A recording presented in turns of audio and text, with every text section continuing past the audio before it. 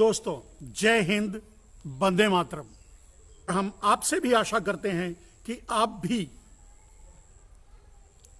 लगातार हमारा सहयोग करें, हमसे जुड़ें। यही हम आपसे आशा करते हैं। तो दोस्तों, अभी आपसे हम जुड़ गए हैं और धीरे धीरे आप लोग जुड़ रहे हैं। मेहरबानी करके इसे अपने अपने टाइमलाइन पे शेयर करते रहिए। जैसे ही इसे अपने टाइमलाइन पे आप शेयर करेंगे, आपकी टाइमलाइन से दूसरे लोग भी इस लाइव से जुड़ेंगे। आपको भी पता है, हमारे और आपके पास बहुत ज्यादा संसाधन नहीं है जिसके जरिए हम अपनी बातों को लोगों तक पहुंचा सकें। हमारे आपके पास इस सोशल मीडिया के अलावा कोई और साधन नहीं है जिससे बात लोगों तक पहुंचाई जा सके।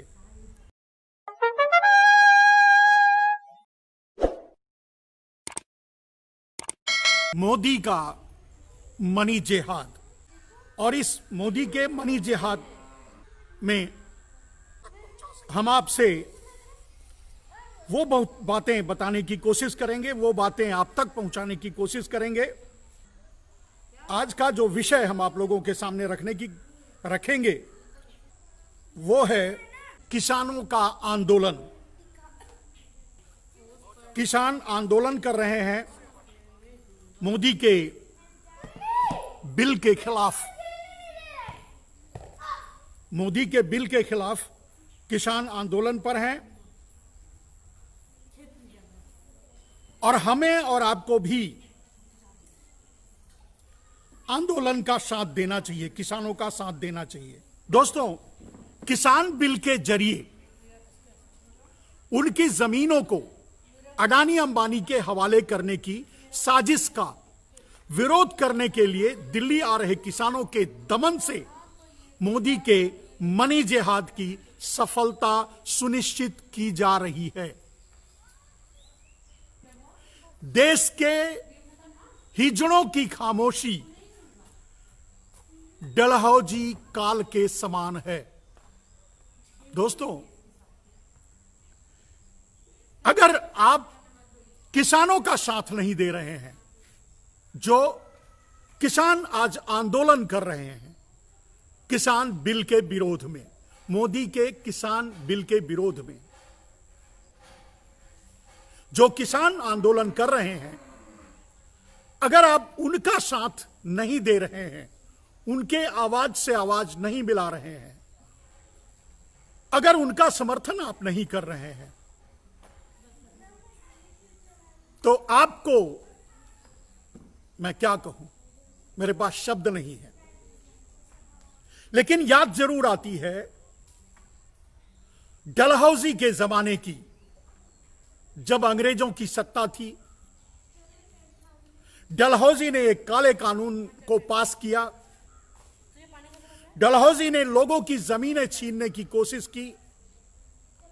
डलहौजी ने लोगों की जमीनें छीनना शुरू किया। और जब आप इतिहास पढ़ेंगे तो आपको जानकारी मिलेगी। मेरे दोस्तों, जिन्हें इतिहास में रुचि है वो इतिहास पढ़ें कि डलहौजी का साथ भी आपके बाप दादाओं ने दिया था।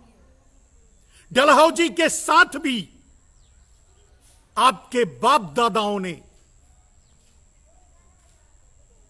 खड़े होकर किसानों से उनकी जमीनें छीनवाई थी। और आज जो मौन है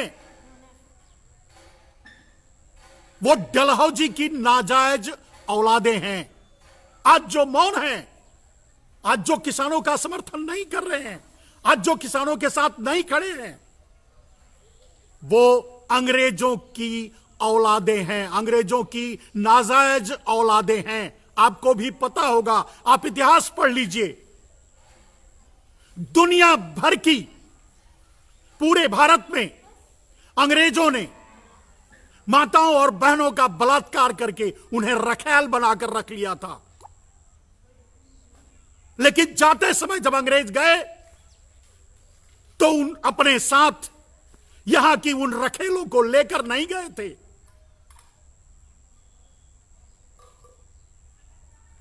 और जो आज इतनी छोटी सी बात नहीं समझ पा रहा है, जो आज किसानों को गलत समझ रहा है, जो आज आंदोलन करते किसानों को, मरते किसानों को देखकर खुश हो रहा है, वो उन्हीं अंग्रेजों की छोड़ी हुई नाजायज रखेलों की औलादे हैं।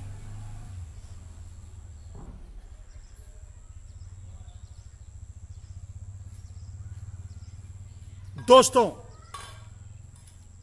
इसी तरह ताकत का इस्तेमाल किया था डलहौजी ने, इसी तरह जमीन छीनने के लिए किसानों से काला कानून पास किया था कि किसान कुछ नहीं कर सकते, किसान विरोध नहीं कर सकते, किसान किसी अदालत में नहीं जा सकते, भले ही वो अंग्रेजों की अदालत हो।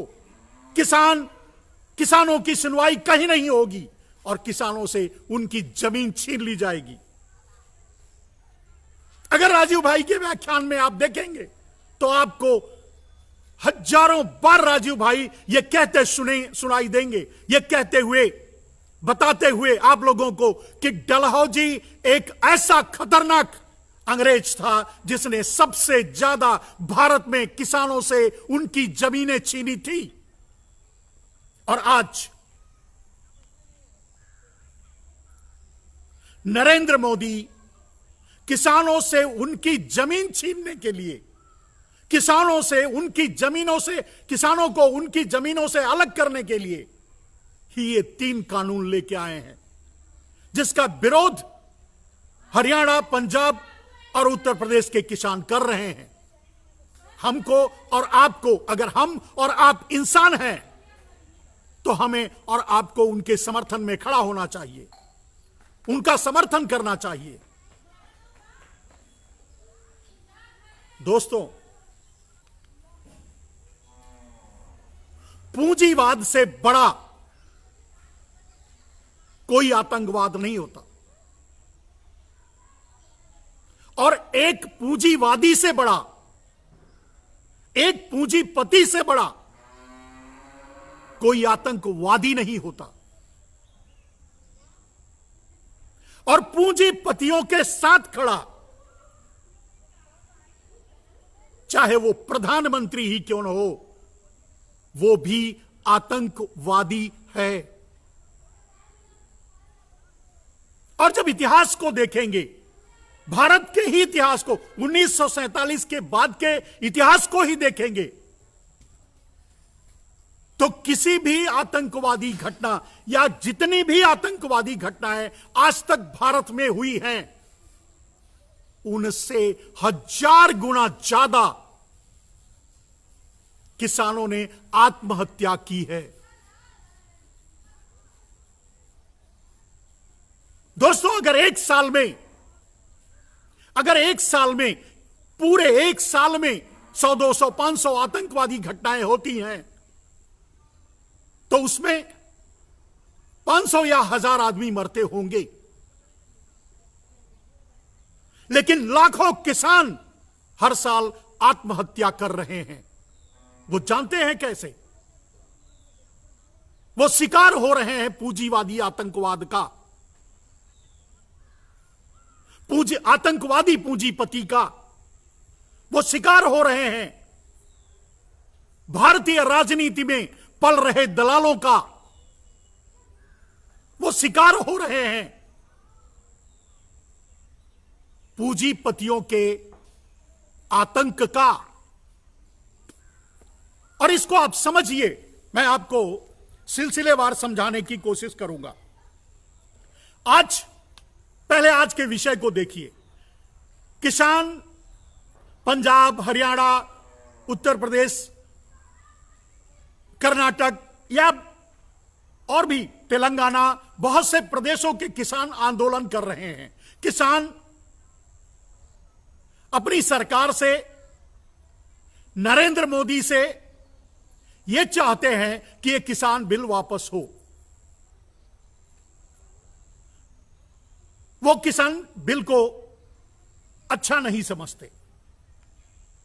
लेकिन सरकार मानने के लिए तैयार नहीं है, सरकार सुनने के लिए तैयार नहीं है, सरकार उनकी बात सुनने के लिए ही तैयार नहीं है। यह कहां तक सही है और इसे आप कैसे सही मानेंगे? हो सकता है वो किसान गलत हो, तो क्या आप भी मानते हैं कि उनकी बातें नहीं सुनी जानी चाहिए, उनसे बात नहीं होनी चाहिए? अगर वो कह रहे हैं तो उसके पीछे कोई कारण होगा, उनकी कोई सोच होगी। तो क्या इतना हक भी किसानों का नहीं बनता कि वो आंदोलन करें, अपनी बात कहें या अपनी बात सरकार तक पहुंचाएं?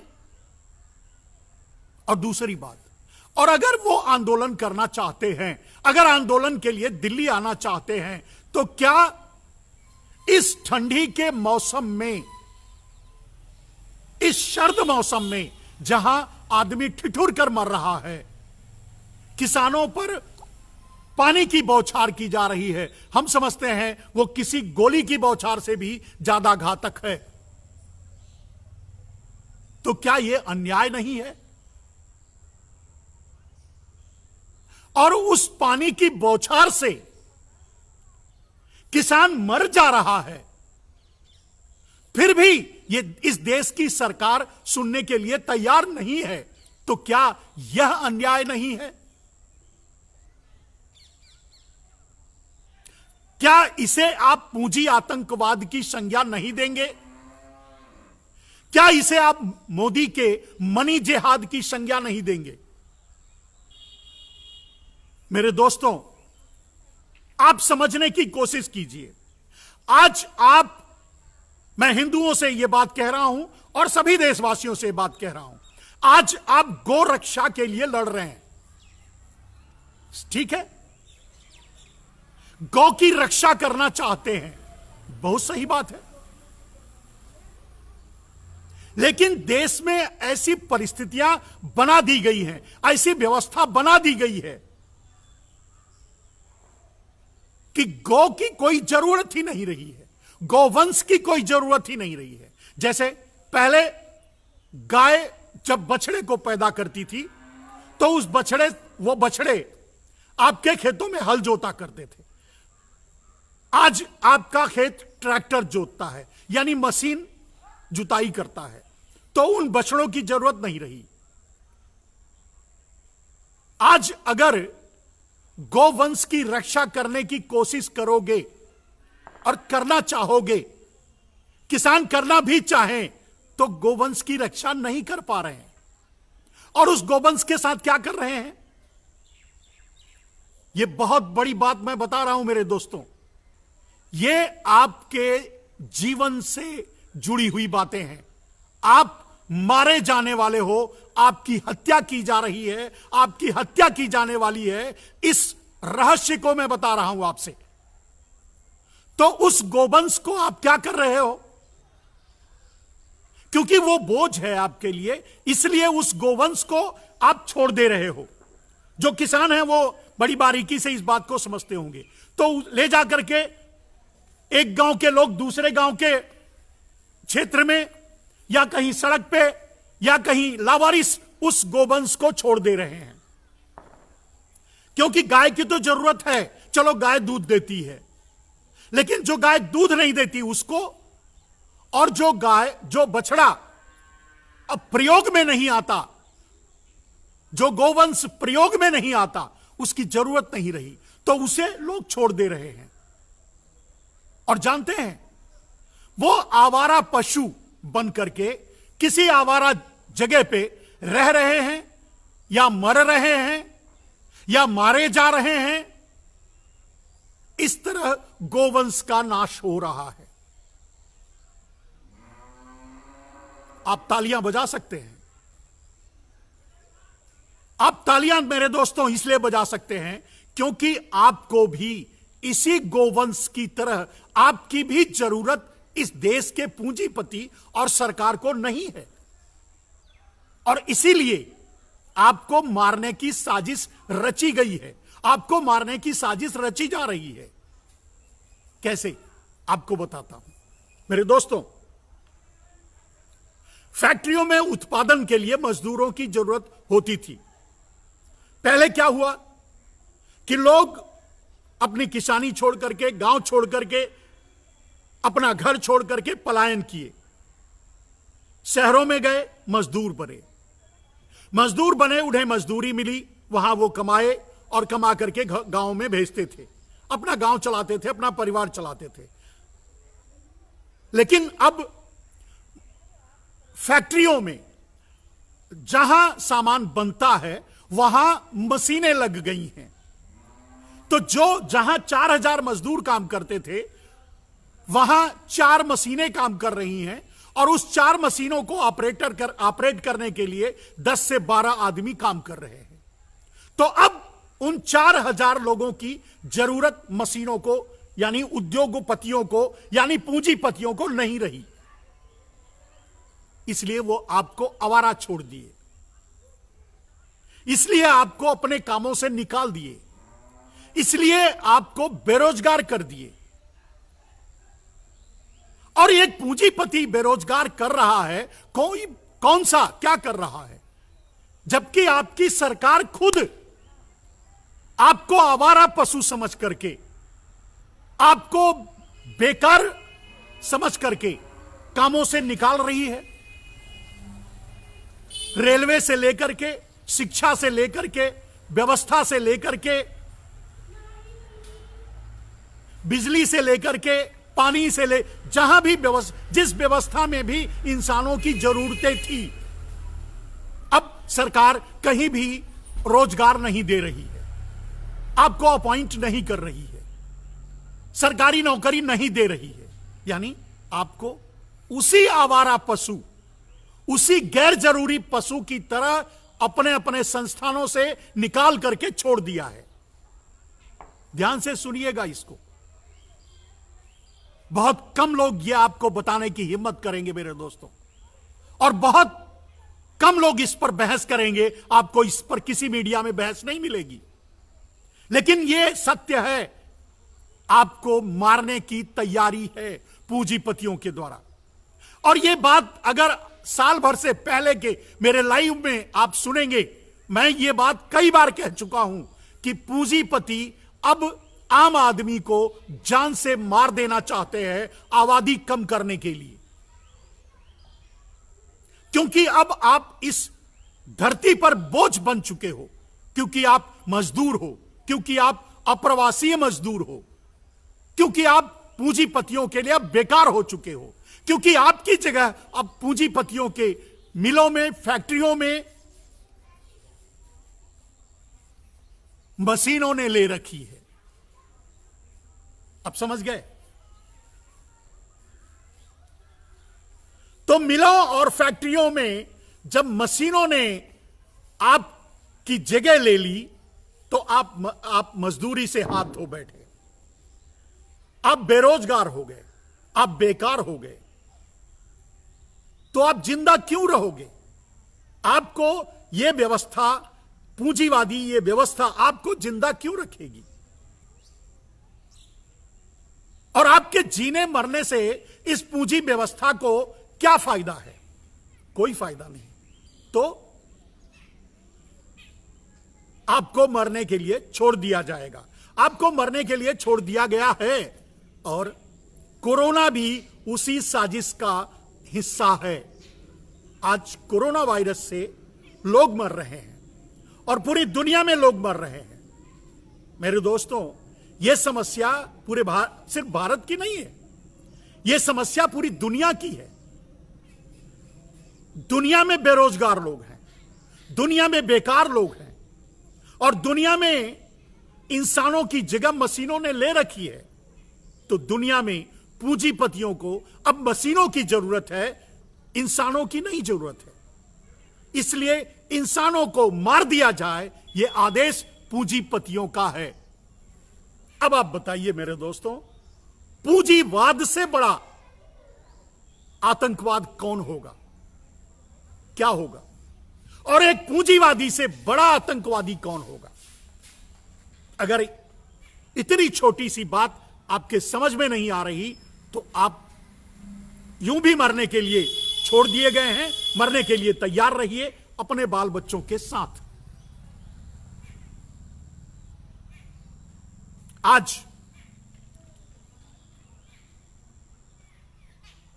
पूंजीवादी मशीनरी को आपकी जरूरत नहीं रही।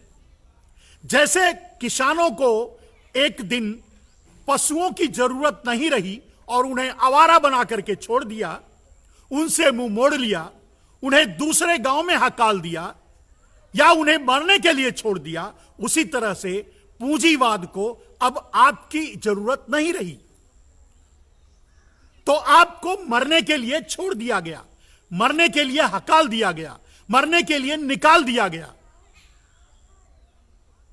और आप अब मरने की तैयारी कर लीजिए।